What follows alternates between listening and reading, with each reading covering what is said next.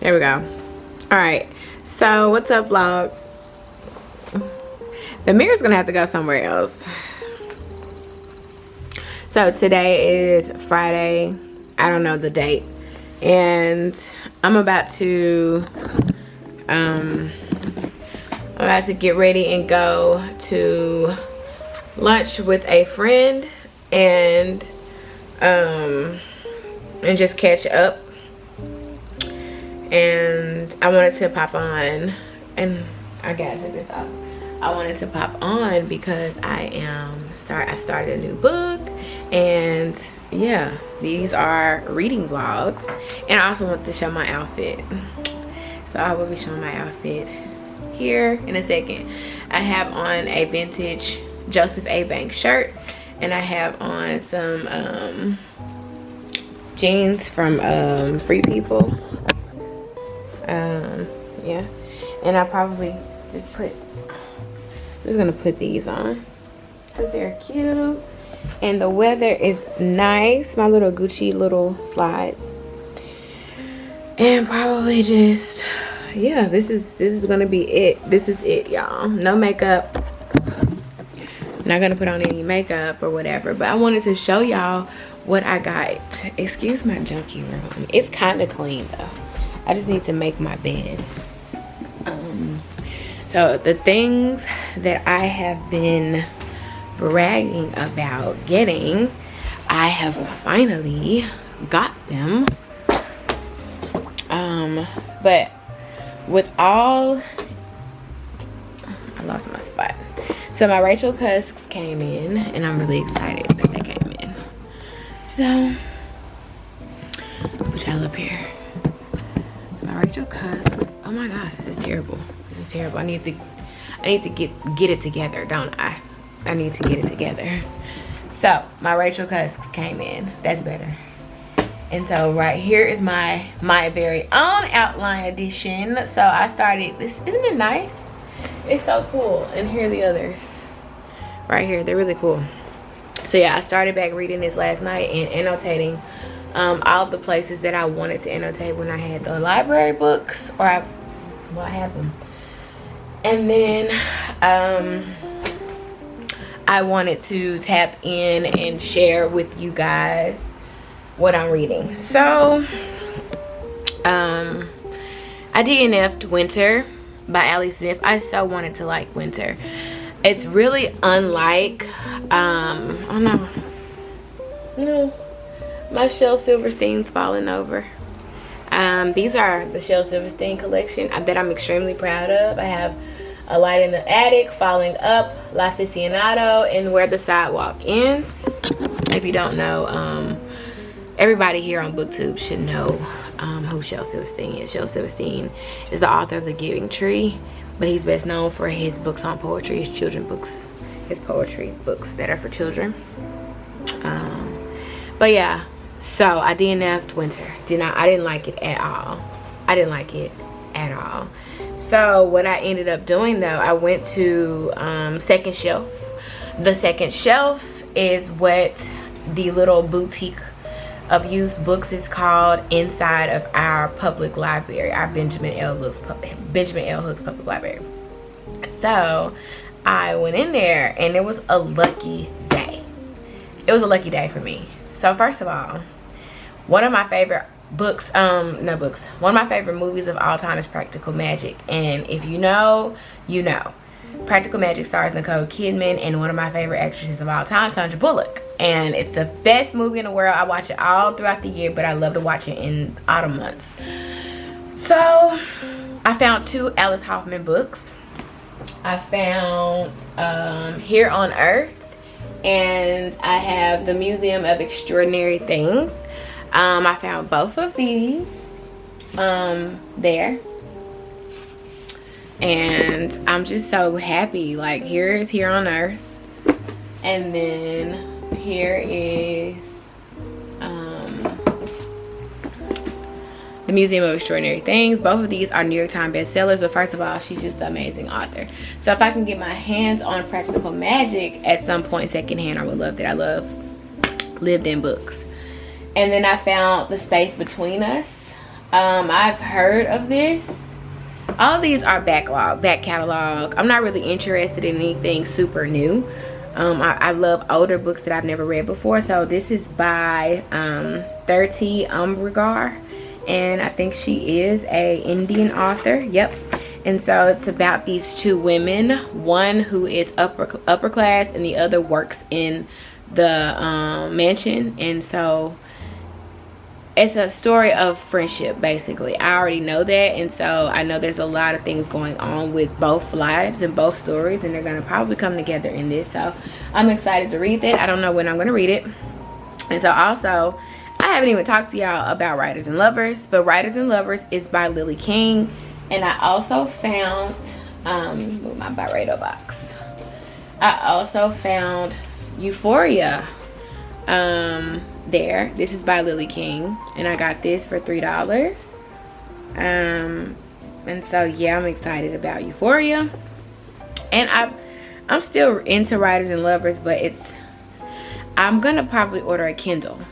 I don't like reading it on my phone, so I bought Writers and Lovers from the library on ebook, and I don't like reading it on my phone, so I'm thinking about buying a Kindle only for books that I check out from the library. And that's why I'm not really wanting to go back to that book. So anyway, Euphoria. And the most exciting purchase that I made was the Neapolitan quartets. Aside from the covers, these are by Elena Ferrante, who is what is just a pseudonym name for an Italian author, and she is amazing. Like, I already know, like, I have read so many reviews on the different books that she has, especially that one Abandonment. What is it called? The Days of Abandonment. I have to order that. But I've heard so many people talk about the Days of Abandonment, and I'm a big fan of Rebecca East's books, and so she likes the same types of books as me. And so she has not talked about the Neapolitan Quartet, but she has talked a lot about Elena Ferrante, for enough for me to know that she's a boss bitch. And reading the first installment, My Brilliant Friend, I'm on page 71, and yeah, I can't put this book down. So I have four. I have all four. They were just sitting there on the fiction shelf. This is literary fiction, by the way, which is my favorite thing to read.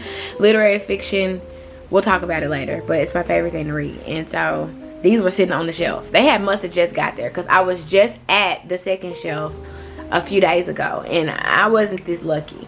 So yeah, I have My Brilliant Friend, which is the first one, and then we have The Story of the Lost Child. Well, no, the second installment is the story of a New Name. That's the second one. The third one is Those Who Leave and Those Who Stay, and the last one is The Story of the Lost Child. And these books, if you don't know, they are translated from the Italian, which is very cool. I've read translated works before. If you don't know, The Alchemist is translated, and that's one of my favorite books. But yeah, this is translated from the Italian. She's an Italian author. No one knows who she really is, what she really looks like, or what her real name is, which is very cool. And these books follow two friends, Alina and Lila. They are Italian little girls, and it's gonna follow them from the young age to their 60s. And so the story begins with Alina writing out her and Lila's story on their life and their friendship. And honestly, so far I love it. So later I'm going to tap back in and talk to you guys about what I think so far about the book once I get maybe about 150 pages in. It's 300 and it's a lot. It's a long book. So when I get about to page 150, I'll come and talk to you guys. So I just want to tap in and let you guys know that this is the start of a reading vlog, and I am reading. So yeah, the mirror is in a bad spot, so I'm gonna have to figure out a better place for the mirror. And once I do that, I can do my little outfits of the day. But yeah, this is my outfit: jeans, shoes, and a man's t-shirt. Whatever. You can never go wrong with a little manly shirt. But yeah, I'm about to head out. So I'll see you guys later. Alright y'all, what's up vlog? I'm back and I'm ready now. Because Autumn is getting her drink and she's not interrupting my video. So, where I left off at was yesterday before I went to eat lunch with one of my friend girls. So that's what I was doing. And I talked to y'all about the books that I came across at the Second Shelf, which is the boutique used book store inside of our public library that we have here, one of them. And I had started reading. I told you guys that I DNF winter, and I'm actually about to get ready and take all of these books back to the library because I'm done with them. I had decided that I did not want to read How to Be Both, and that I'm gonna stick with Autumn being one of my favorite books from Allie Smith, because it is the only book from Allie Smith that I have read and I absolutely loved it, and I'm okay with that. Right now I'm kind of done with her because I'm still reading my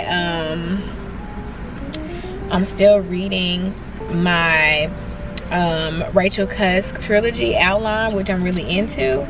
But My Brilliant Friend has stolen the show. I read more of My Brilliant Friend last night before I went to sleep. This is the last thing I did last night. And I did what I wanted to do, which I wanted to get to page 100 before I came and talked to you guys about the book. And actually that's put me at part 3 of the book, which is titled Adolescence, the Story of the Shoes.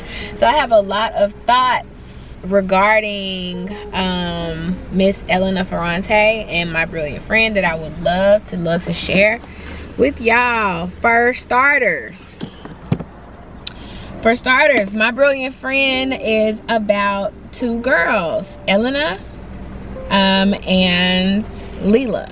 And those are both nicknames. Thank you. You too. Those are both. Can I have some napkins?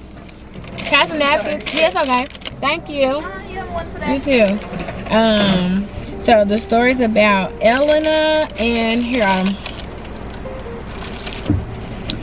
the 2 characters, Elena and Leela, and they are friends. They become friends, and they are from this little town in Naples, Italy. So this is a translated book. I am reading Women in Translation, which is also exciting. I never read I've read translated books. Honestly, I've read dozens of translated books, to be quite frank. I'm kind of forgetting that. But anyway, yes, it is an Italian book translated to the English by, I forgot the woman's name because I did a whole little look up on the woman who translated Elena Ferrante. And I think we talked about yesterday that Elena Ferrante is the pseudonym. We do not know the real author's name nor her identity, which I love the mysteriousness about that. But anyway, My Brilliant Friend follows Elena and Leela, and first of all, the story has been painted or introduced. The plot is their little town in Naples, Italy, and it's giving us just the reality of the situation in which Elena and Leela find themselves. They are impoverished. It's giving us the day-to-day of life in their life or whatever. Even that it's kind of giving me epic vibes, like she's written this in like an epic would be written, because it is 4 books total, which is kind of like an epic quartet. Instead of a trilogy, it's a quartet. And you gotta have certain aspects, like she's slowly weaving and waving and telling us the story of these girls and how they've grown up. And so up until I've gotten to part 3, they're between the age of 6 and 11. And the story begins with Elena writing about Leela and how Leela has disappeared, vanished into thin air. But her son, who is 40 years old at the beginning of the story, is like frantic because he thinks that someone has come and stolen his mom, or maybe kidnapped her, possibly murdered her. But Elena is like, Leela always has to have the last word. She remembers that Leela told her one day, I just wish I could disappear, vanish into thin air. And so basically that is what she has done. So Elena's all on the phone with Leela's son, telling him, hey, check the closet, and then call me back. And so he checks the closet and he realizes that ain't nobody took my mama. You know, my mama left. My mom is gone. She is out of here. There's no coat, no suitcase, no dresses, no shoes, no books, no pictures. She's gone. And so that's when Elena begins to write the epic story of hers and Leela's 60-year-long friendship. And so I like how it started off. And this book, it gives you the feel that it's old, you know, like it gives you the feel that it's written in the 40s, 30s, 40s, and 50s. But this book, as I said, it was published in 2012. So Elena Ferrante is doing a really good job at writing this story and keeping me engaged. One thing about it, this is literary fiction, and so the thing that the distinction between regular fiction or contemporary fiction and literary fiction is that the prose in literary fiction is so intricate and it's so detailed, and everything really sounds like poetry in a way, and very lyrical, and it's very descriptive of every aspect of what the author is trying to convey to you. And I really love this woman in particular, to the point where I'm obsessed with her, and I'm hopefully going to take these library books back in hopes of going back to the second shelf and seeing if any more Elena Ferrante has been donated or received, because I really want to get the Days of Abandonment and is it the Lost Daughter. I want to get those two books, and I'm hopefully trying to look into getting some Natalia Ginsburg, because I've been looking at videos where people have recently read Natalia Ginsburg. To be exact, I've been watching a lot of Ben's Journals videos, and then I stumbled across this new girl who she only has 2 booktube videos up so far, and she spoke on Natalia Ginsburg as well. So I'm hopefully going to find some Natalia Ginsburg, because I think they're going to be along the same lines. So back to my brilliant friend. So that's all that I kind of have for y'all. I wanted to discuss right up until the 3rd part of the novel. We end with the fact that Leela is really struggling with the idea that she can't go to school. She's really smart. Hold on. Hey, Mom. It's okay. I think I left off on the part regarding, I'm on part 3. I think I left off on being on part 3 of because I've been in the house talking to my mama. My daughter's spending time with my mama today, because she hadn't really been able to spend time with my mom. My mom is a very busy person. So yeah, I was just in there. Kudos to my mama for having essentials on hand, because I am about to get ready to go to the gym after I hit the library. But yeah, like I was saying, I don't know where I left off at when I was just talking about my brilliant friend, but I think it was just letting you guys know that I hit the portion right before part 3, where her dad threw her out the window. Okay, so Leela has gotten thrown out of the window of her parents' house, and she's on the 1st floor over the asphalt, so she did break her arm, and it was really because her mouth, she was going off on her father because she's not understanding why you guys can't pay for me to go to school. Like, I want to go to school too. What you'll learn about Leela and Alina is they're both like two of the smartest girls in their community, and the teacher already solicited their parents to let them know, look, your child needs a little bit of tutoring in Latin and they'll be good to go, and they can go on to middle school, because you actually have to take a test to pass elementary school, and you have to take a test to enter or be able to enter into middle school. And the teacher thought that Leela most definitely was smart enough to be able to do that, but she needed some tutoring, and they didn't want to pay for the tutoring. And so at first Leela tried to make it okay.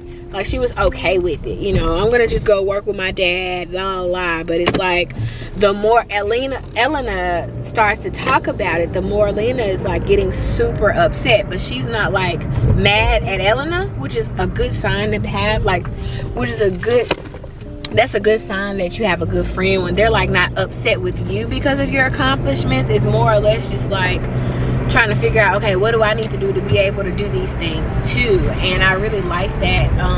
I really like that characteristic of Leela. But yeah, that's pretty much it. I've learned a lot. The whole heap of reading that I've done so far was in the part called Don Achille. I think his name is either Achille or Achille, and the reason why I'm calling it Don Achille is because it's Italian, and so I feel like that's how I'm supposed to pronounce it, even though it's spelled like Achilles, kind of. So it can't be Don Achille. It's either Don Achille or Don Achille. So yeah, y'all, it's a lot. It's really, I could talk about this book all stinking day, but that's not what I'm gonna do. I'm not about to talk about this book all day.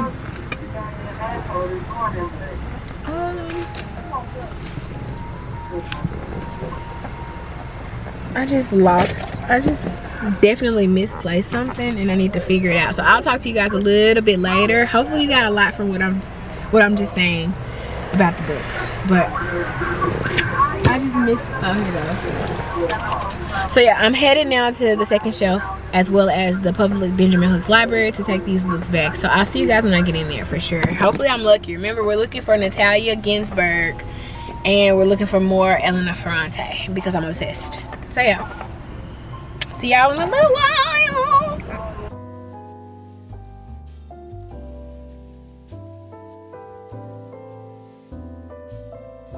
Okay, I'm a little hot, but I'm in the car, and I just dropped off these books. I've probably been in the library for an hour. I just dropped off my books that I checked out, because I will be going back to work Monday, and I don't really see myself having time to bring them back, so I didn't want to be late. And of course I went to the Second Place bookstore, like I said I would, and I found some gems, guys. I found some gems, and I don't, you know, I'm buying a lot of books, but clearly I'm buying a lot of books because I now have bookshelves, and I'm excited to fill them up. But also I'm filling them up with back catalog things that are back catalog books that are really good. So I probably watched an Uncarly video last year when she recommended reading Less, and I've seen Less in a lot of places, but I haven't seen Less for $3.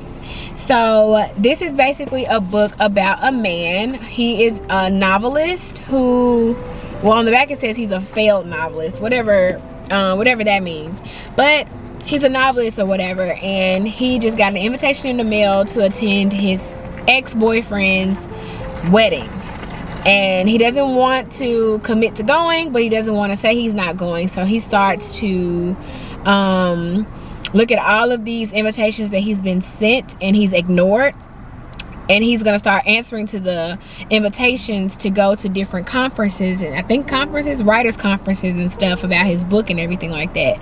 And he's gonna go to those, and he's gonna basically like let his ex know that he has a lot of other things to do when really he hadn't had anything to do, because he wasn't planning on going to those events. So I'm thinking I already know what this is gonna be. I think he's gonna find that even though he feels like he's been on the wrong path as far as his writing is concerned, when he goes to these conferences and stuff, he's gonna see how much people really enjoy his work, and it's gonna push him to write even more. That's just me. I don't know. I haven't heard anything about it except for it was a really good book and it won the Pulitzer Prize in 2018, so I know it's a really good book. But that's just what I think. It's dark in my car. I really want a car with a sunroof. Don't I have it on auto? I really want a sunroof car. But anyway, I got less. It literally just got dark. That's so annoying. That is so annoying, isn't it? So yeah, I got less. Then I found, I don't know where I seen this book, but it's called New People. And it's blurbed by Maggie Nelson, the author of The Argonauts. And I know that that's a good book that people rave about. So this is about it doesn't say a biracial couple, but it just hints at their skin tone and how they're like a new class of people, and they're freshly out of college. They both have awesome, amazing careers, but of course behind every like seemingly perfect couple, there's always some issues that will ensue. So the girl basically doesn't know who she is, kind of, sort of. She's in love with someone else, and I think it's just gonna be just kind of like about two people who seemingly are in love. They're gonna end up breaking up, and they're gonna break up because, you know, she has to come to some realizations about herself, and so does her boyfriend. And yeah, it's gonna take us down a road like that. So this is fiction as well. Hopefully it's literary fiction. Then we have an old one by Miss E. Annie Perlow, and it's called The Shipping News. The Shipping News. I read it and I was intrigued. On the front it says, strikingly original, richly energetic, a stunning book full of magic and portent, whatever portent, I don't even know what portent means. But it says, at 36, Coyle, a third-rate newspaperman, is wrenched violently out of his wretched violently out of his workaday life when his two-timing wife meets her just deserts. He retreats with his two daughters to his ancestral home on the starkly beautiful Newfoundland coast, where a rich cast of local characters all play a part in Quayle's struggle to reclaim his life. As three generations of his family cobble up new lives, Quayle confronts his private demons and the unpredictable forces of nature and society, and begins to see the possibility of love without pain or misery. I'm ready. It says that it's a dark comedy, and at times magical portrait of the contemporary American life. So I'm excited. This book was published in 1993, and she won the Pulitzer Prize in 1994. So this is an old one, but I'm really excited. Like I said, I really like reading old books. I really like reading old and new. And then I have another Pulitzer Prize winner by Jennifer Egan, and it says, A Visit from the Goon Squad. I think I heard about this. I don't even know, but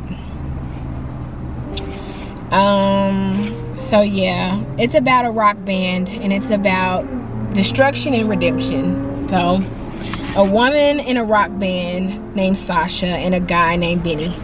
And yeah, my camera's about to die, so I'll see you guys probably a little bit later with the update on my brilliant friend. Okay, what is up, vlog? Today is what's that? Sunday, March 20th. Is it March 20th? Alright. So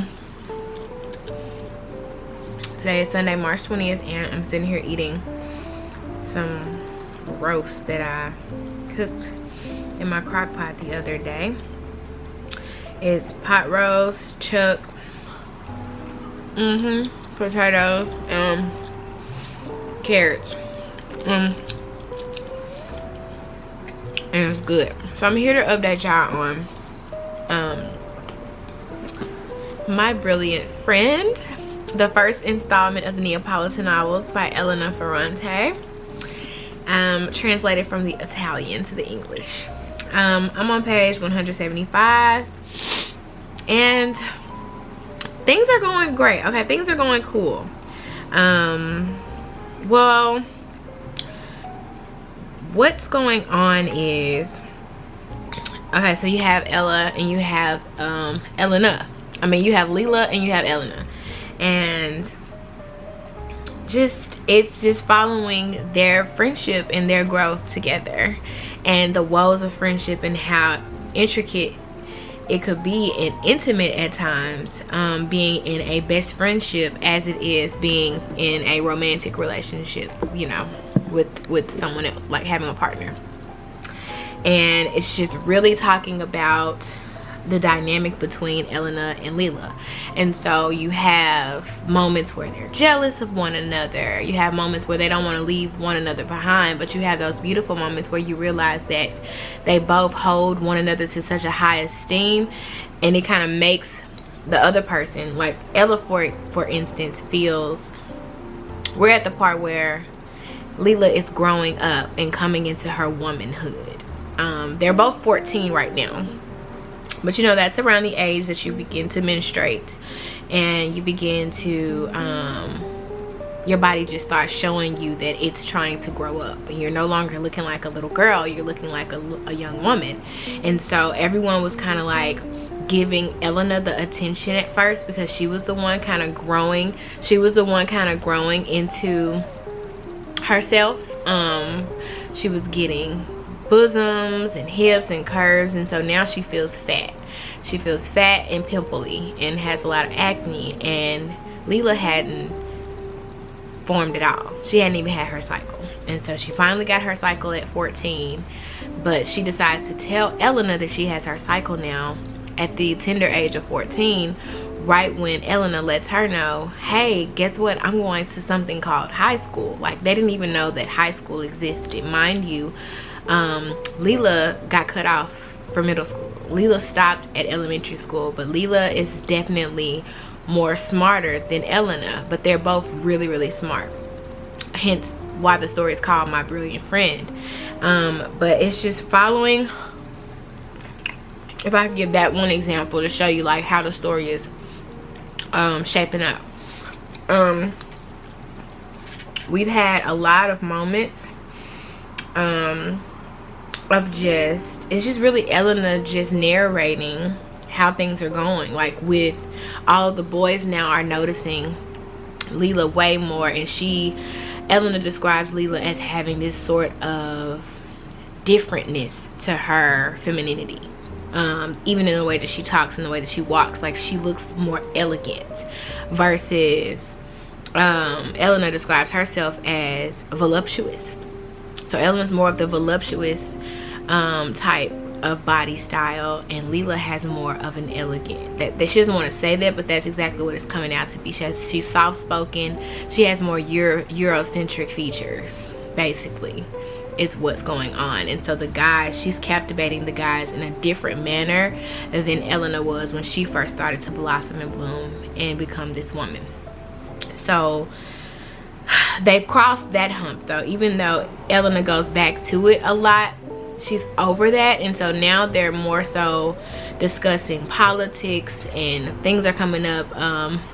Nazism, fascism, communism, and all of those things are coming up, and how they're the new generation trying to move in a new route in the neighborhood versus the old way of thinking that their parents had. So we're coming, discussions of classism is coming up, and how poverty plays a huge role in how families were raised to believe, basically. And so they're in their little town in Naples, their little community in Naples. It's a lot of the, or before I talk about that, okay, well, I can't say in their little town in Naples, it's a cycle. It's a depressive cycle that goes on. The same families stay in power, the same families are getting the money, the same families are remaining poor. And so right now I'm at the point where Elena and all of her friends, Elena, Leela, and the boys and everybody are all trying to kind of change everybody's method and mode of thinking. And they're trying to do it with the new generation, the new kids that are in power because their parents have passed away or were murdered. So that's where I am now, and it's really nice to read. It's really nice to read. I love how Ferrante is building us up to destroy us in a way, because if it's one thing I know, it's that the women, even from reading the beginning of the story, I know that the women don't really prosper like we want them to. But she's painting a vivid picture of the struggles and the hardships that you go through, even to the point where Maestro Oliviero, who was Ella and Leela's elementary school teacher, she wanted both of them to go forth and go to school and complete as much school as possible. But as I told you guys before, Leela fought so hard for it that her dad threw her out of the window. Like, I don't want to hear any more of this. Get out of my face, and threw her out of the window. So that happened. And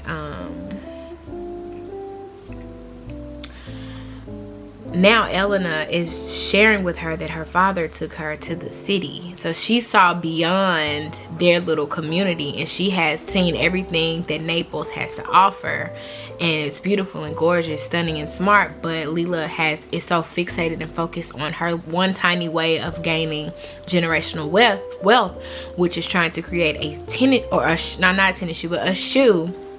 She's trying to convince her father that they need to start making shoes instead of repairing shoes. And so her and her brother Reno are working on these shoes, this model shoe, to hopefully unveil to their father one day, in hopes that he's like gung-ho and is willing to like sacrifice and try to make the shoe.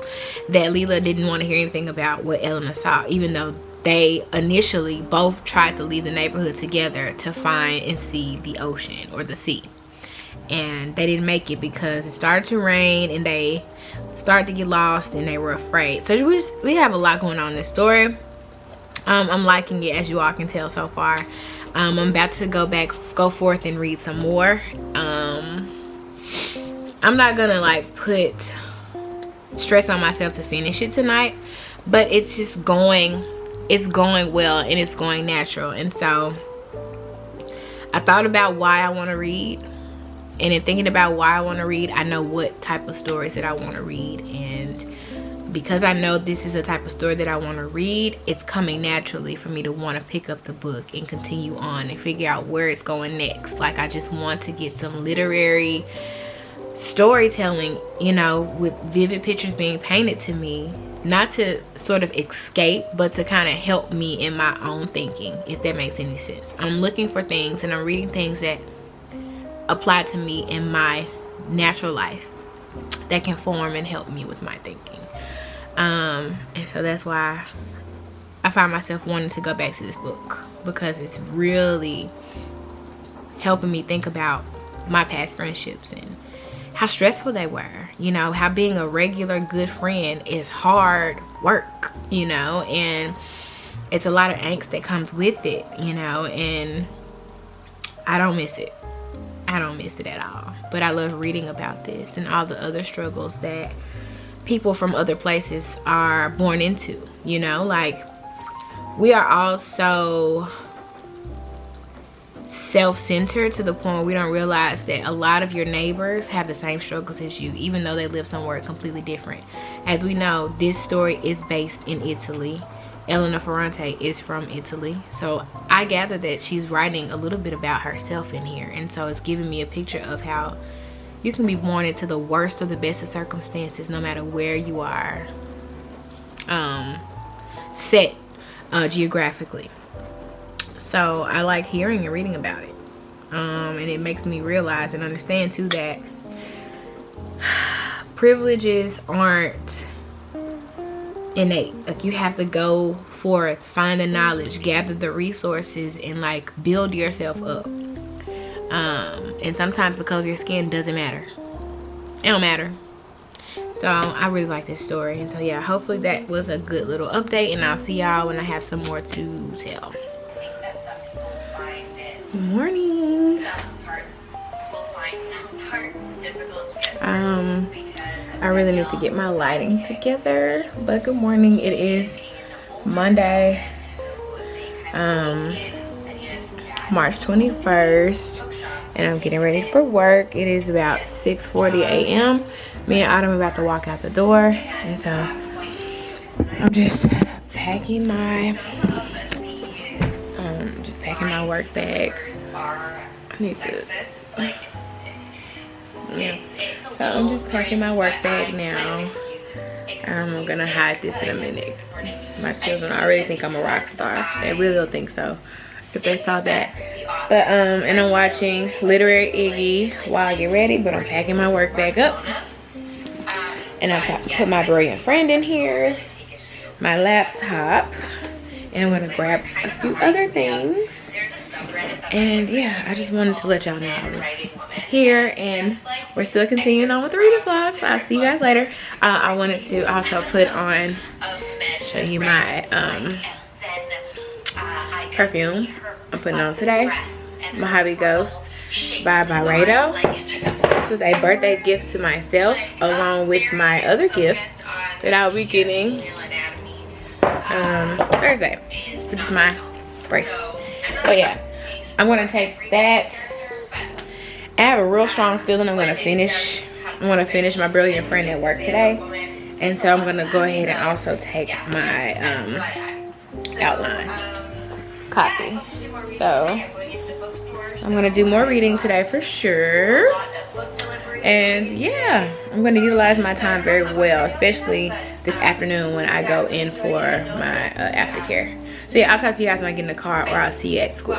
Bye. Okay, so I'm back. All right, so really quick, I made it to page 221 here in Elena Ferrante's My Brilliant Friend. So right now she, like I said, is in it's Ishka. I just said it right. And she's there with a cousin, and a cousin of her teacher, Oliviero,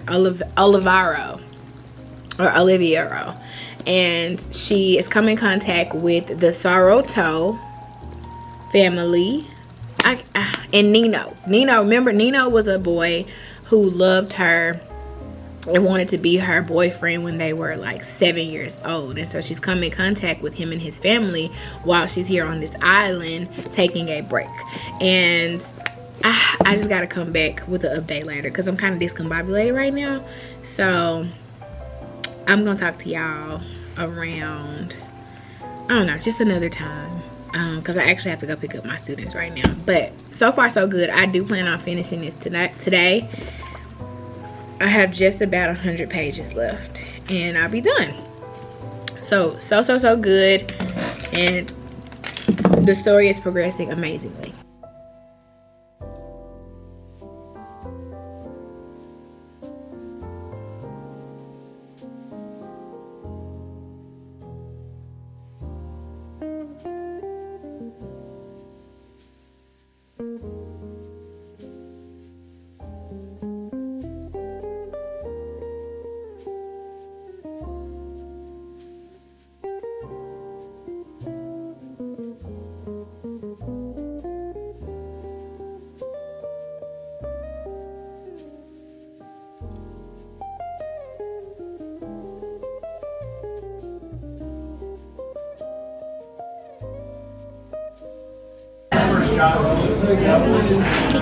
What's up, vlog?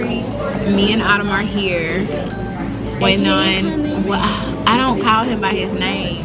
My partner is on the way. We're about to eat dinner at our fave restaurant, Salsa. It's our favorite place. But yeah, this is bad angles. Hold on. Bad angles.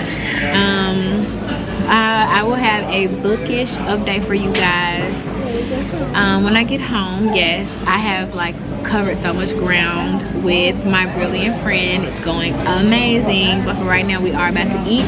It's still Monday, March 21st, and yeah, the second day of spring, and and Autumn has the best color in her in conduct today, which is a purple, which means the teacher hadn't had to say a word to her, nothing at all, just good praises. She was focused today, she was paying attention, she was learning, and she was being nice. So let's give Autumn a congratulations or a high five or something in the comments, you guys. She would love that. Wouldn't you love it? Yeah. And it'll continue on in our efforts of her being a good girl at school. So yeah. Thank you. Good morning, vlog. Today is Tuesday, March 22nd, and it's a rainy day. I have puffy face, and I did not finish my book last night. I was tired.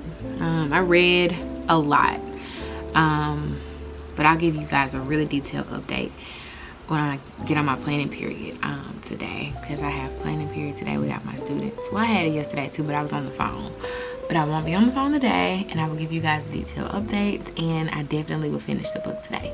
So I just want to come in and say hey to the vlog, tell you guys good morning, and show you my Miss Frizzle outfit. I'm giving very much Miss Frizzle vibes today. And here we have a little pouch with all my little stationery, lip gloss, all that stuff. Got some Henry masks for work. We got Outline by Rachel Cusk. We got my laptop and my brilliant friend. It's gonna go in there, and that is all we need. I'm gonna get this as well, just in case, because I do have something to upload.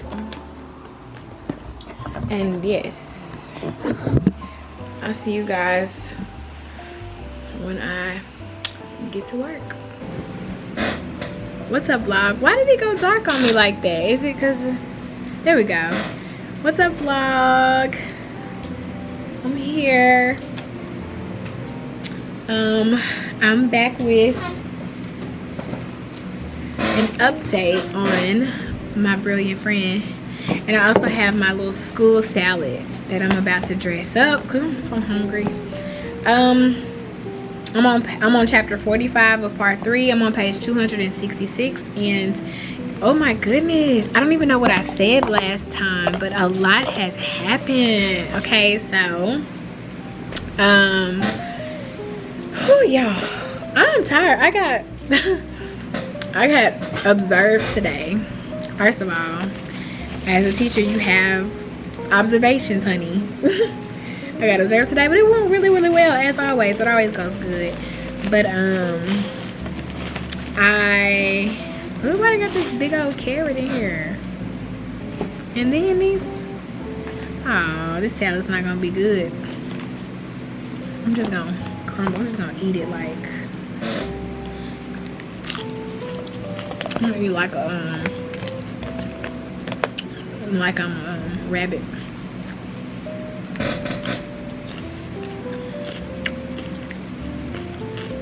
The bottom is wet. I'm hungry. Okay. So, what's her name?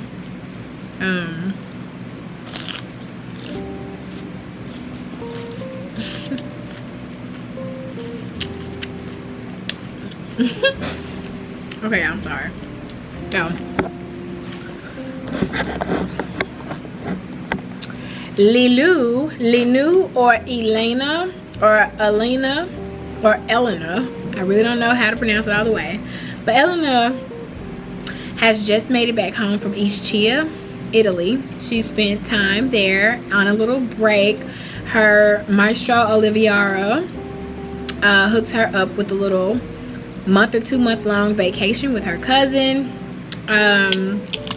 where she actually spent time with the Serratore family, who consists of Nino. And Nino really liked Eleanor when she was little. But even though she liked him back, she just felt like it was too soon to have a boyfriend. So she was like, like, no. She was like, no, I don't need a boyfriend. But she really has liked him all these years. And so they're both older now. She is 15 and I think that Nino is 17. And she's realizing some things about Nino and learning about how he can't stand his father. And she's trying to figure out, why can't he stand his father? His father seems amazing. His father seems great. Baby, Eleanor found out why Nino cannot stand his daddy. And it's too much for me to tell. I cannot give it away. She was like, he's amazing. Your dad is great. I wish my daddy was like this. But no. No, you don't, girl. No, you don't. So anyway, that ended up happening, and he kissed her. Nino kissed her. But it wasn't just like, oh my God, an amazing kiss or whatever. But in all that happening, she was sending letters to Leela, and Leela was not responding to her letters. Leela finally wrote her a 5-page letter, just letting her know, updating her on everything that's been going on. It's been a lot. So right now Leela's in this trapped arranged marriage, but she hasn't gotten married yet. So she's in like a trapped arranged engagement with one of the more wealthier boys in the neighborhood, and she cannot stand him. She does not want to marry him, but her father just won't, you know, let up, and the boy won't let up either. So he's increasingly becoming upset with Leela, not understanding why she just won't break and won't bend. So Leela's like becoming afraid of him, and Leela's not afraid of anybody. So with all this tumultuous things going on, I think Leela just finally was like, I cannot wait till you get home. I need your help. I need to talk to you. I need you to be here with me. And so Leela, overwhelmed with like the intensity to where she feels like she has got to help her friend, decides to leave early, you know. So I'm at the part where Leela left early and she's back home, and she started trying to, her and Leela both start trying to plot and figure out how they're going to get her out of this trapped arranged marriage situation. And I've actually gotten to the part where she's gotten out of that and found a way, and it's wrapping up slowly but surely. The book is getting crazy. It's getting wow. And this is how quartets or trilogies usually go, where they kind of leave you on a high and you gotta go for the next book, which I'm so glad I already have all 3 of the other ones, so it's 4 now. So I'm just gonna say that I'm just very happy with the book, and I'm excited for what's to come with the next ones. I enjoy Ferrante's writing immensely. I didn't know how much I would enjoy this type of translated fiction. Not saying they're all, but no, translated fiction it is different. It comes different, all shapes and sizes. But I'm late to the train. I'm glad I'm late. This book is so good. The way that it details friendship is very, like I said, it's very important to me. Like, to read about it. Eleanor and Leela, their friendship is one for the books, to be quite honest. And the way they paint the picture of poverty, the way she paints the picture of poverty, and like wealth. Oh my God, attaining wealth and all of this. Capitalism transcends the United States. I thought we were such like a huge capitalist society, but the way she talks, the way Elena Ferrante writes about attaining wealth and the girls' goals of becoming wealthy, or either marrying rich or obtaining their own richness, it reminds me just like of here in the US of A, and how we kind of act here as well. So yeah, I like it. I'm going to I probably won't be back with the update. I'll be back with my final thoughts on this. I expect to finish it today. I am going to the gym today after I get off at 6 o'clock.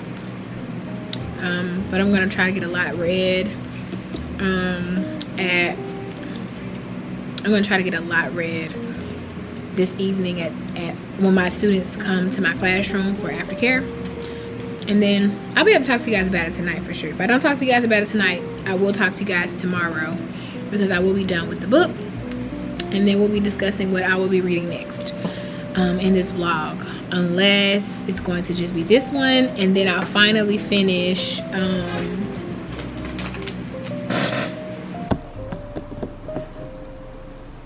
what's up, vlog?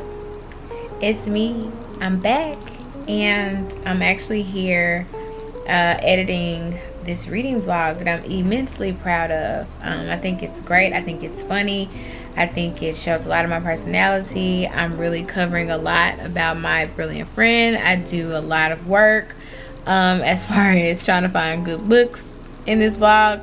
It's a good vlog. It's a good vlog, but I finished my brilliant friend 2 days ago, but I have not filmed an initial final thoughts portion for to wrap this whole thing up, so I'm going to just do that now. So Elena Ferrante's My Brilliant Friend was an awesome read. I immediately grabbed book 2, The Story of the Name, or the story of, I forgot what it's called, The Story of a New Name. The Story of a New Name. But I put it down just because I don't know if I'm ready yet, but I'm gonna read the rest of the books, most definitely. But My Brilliant Friend encompasses all that I feel is necessary in describing a friendship, a true friendship. And I love the book so much. I talk so much about the book in the vlog that I don't want to say a lot, because I said a lot already. It definitely left you on a cliffhanger. It has you really engulfed in the story of Elena and Leela, and you want to know what happens next.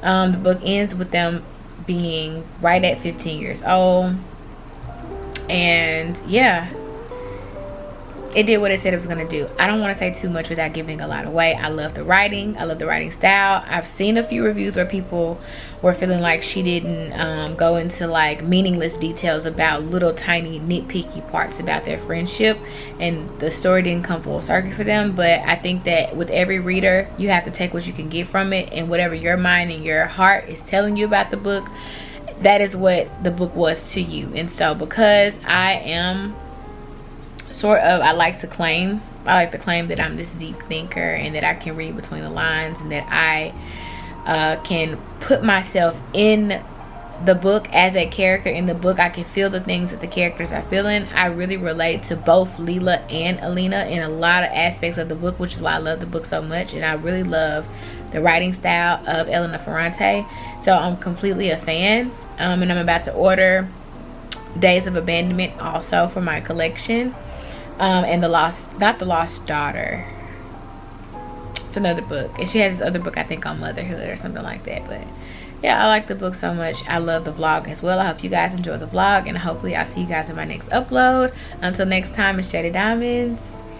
Deuces.